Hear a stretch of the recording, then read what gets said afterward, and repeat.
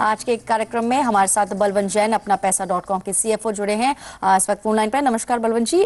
चलिए सबसे पहले बात करते हैं एजुकेशन लोन की, क्योंकि मनी गुरु पर हमेशा हमारी कोशिश रहती है कि हम दर्शकों को कुछ फायदे की बातें बता सकें, और क्योंकि हाल में कुछ अनाउंसमेंट्स हुई अंतरिम बजट के अंदर, तो एक सवाल आता है दिमाग में कि मोरेटोरियम एजुकेशन लोन से जुड़ा हुआ ये टर्म है, इसको कैसे आप एक्सप्लेन करेंगे? क्या होता है मोरेटोरियम और एजुकेशन लोन? एग्जैक्टली अगर बात करें कितना लोन मिल पाता है और इंडिया के अंदर क्या इसके प्रावधान है बैंकों के साथ?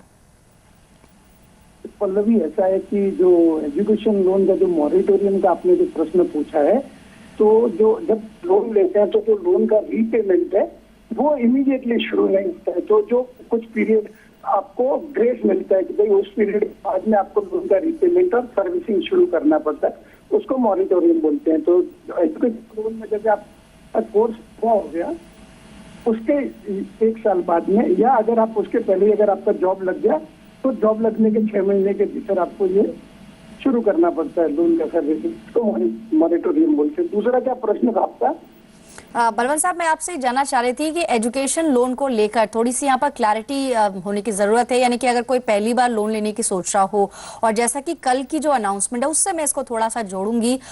जैसे हम जानते हैं कि 1 अप्रैल 2009 के बाद जिन्होंने लोन लिया है उनको इस तरह की सुविधा उपलब्ध थी, मुहैया थी सरकार की तरफ से कि आप पढ़ाई खत्म करने के 1 साल के अंदर, या फिर अगर आप जॉब आपकी लग जाती है, नौकरी लगने के 6 महीने के अंदर आप किस्तें देना शुरू करेंगे। लेकिन ये जो एक अनाउंसमेंट आई है उसको आप कैसे देखते हैं, कितनी फायदेमंद होगी ये? क्योंकि उससे पहले के जो लोन्स है उनके लिए भी अब मोरेटोरियम लागू हो जाएगा, तो कैसे इसको आप एक्सप्लेन करेंगे थोड़े सिंपल शब्दों में?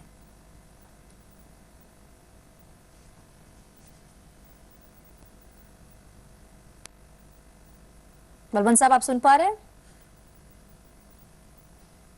चलिए, फिलहाल उनसे संपर्क नहीं हुआ, लेकिन मोरेटोरियम के जैसे बलवंत साहब ने यहाँ पर एक्सप्लेन किया और सरकार की तरफ से भी कुछ अनाउंसमेंट्स आए हैं।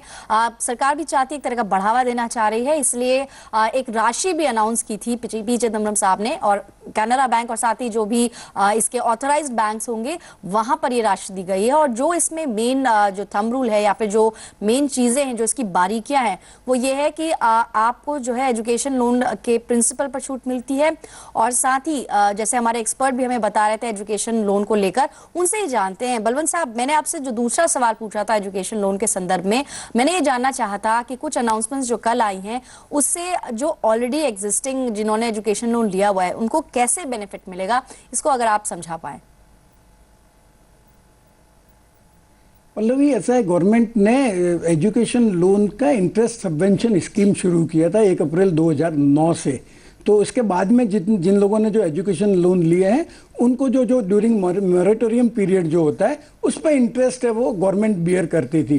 तो फाइनेंस मिनिस्टर ने डिक्लेयर किया है कि जो 1 अप्रैल 2009 के पहले जिन्होंने लोन लिया है और जिनका 31 दिसंबर 2013 तक का जो इंटरेस्ट वगैरह आउटस्टैंडिंग है उसको भी गवर्नमेंट जो इंटरेस्ट है वो फंडिंग करेगी। नहीं तो क्या था कि जो 2009 के बाद में जिनका डिसबर्स हुआ है लोन, उनको ये इंटरेस्ट सबवेंशन का या इंटरेस्ट सब्सिडी का बेनिफिट मिलता है। तो ये फाइनेंस मिनिस्टर ने जो अनाउंस किया है उसके हिसाब से उसके पहले के भी जो लोन है और 31 दिसंबर 2013 तक आउटस्टैंडिंग है, तो उनका भी इंटरेस्ट का भुगतान गवर्नमेंट करेगी। परंतु एग्जैक्ट स्कीम क्या है वो कोई सर्कुलर वगैरह फाइनेंस मिनिस्ट्री का या बैंकिंग RBI वगैरह का आएगा तब मालूम पड़ेगा। पर जैसे जो बेसिक क्वालिफिकेशन वगैरह है एजुकेशन लोन इंटरेस्ट सबवेंशन के लिए कि फैमिली की जो इनकम है सबकी क्लब होने के बाद में 4.5 लाख से ज़्यादा नहीं होनी चाहिए। तो जो ये बेनिफिट अनाउंस किया है बजट में वो शायद उन्हीं लोगों को एप्लीकेबल होगा जिनकी फैमिली की इनकम 4.5 लाख रुपए से ज़्यादा नहीं है।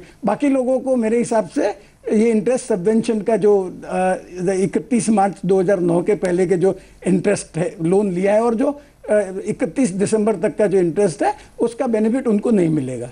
चले, तो यहाँ पर कुछ बारीकियां बताई हैं बलवंत जैन ने। आपको कुछ हो सकता है कि जो बाकी व्यूअर्स हैं उनमें से कई ऐसे भी होंगे जो स्टूडेंट्स हैं और लोन लेने की सोच रहे हैं, या कुछ ऐसे अभिभावक, ऐसे पेरेंट्स हो सकते हैं जो अपने बच्चों की पढ़ाई के लिए आगे एजुकेशन लोन लेने की सोच रहे हैं। तो ये न्यूज़ आपके काफ़ी काम की रहेगी। चलिए, अब कुछ दर्शकों से बातचीत करते हैं।